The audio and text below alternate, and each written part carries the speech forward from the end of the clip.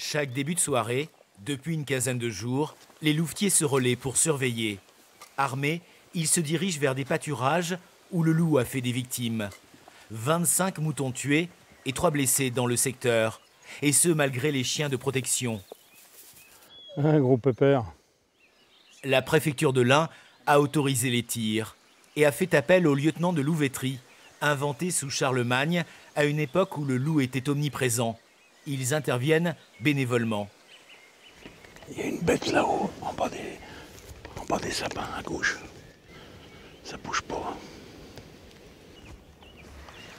Je crois que c'est un chevreuil.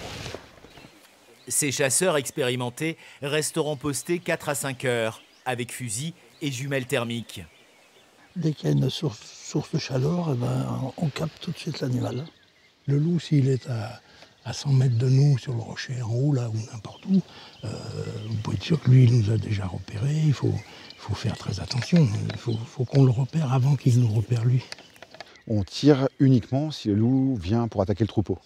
Donc il y a pas de, c'est un tir de défense simple.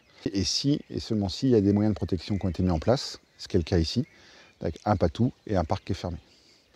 À partir de là, on a l'autorisation préfectorale pour tirer. Depuis le retour du loup en France, dans les années 90, c'est la première fois que le département de l'Ain subit autant d'attaques d'un coup. Sûrement l'œuvre de plusieurs canidés. Ils ont notamment sévi dans ce champ. Paul Arcan est éleveur avec sa sœur et son frère. On a eu au total 6 attaques en 6 jours pendant une semaine.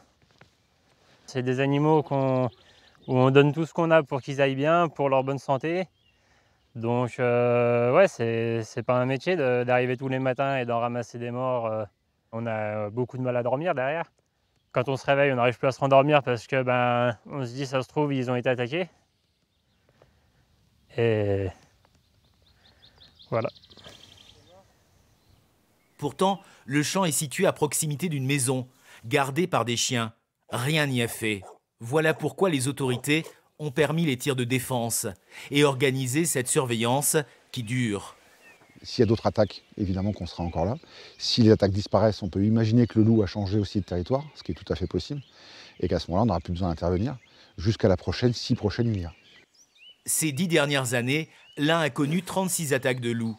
Dans le même temps, il y en a eu plus de 17 000 dans les départements des Alpes du Sud.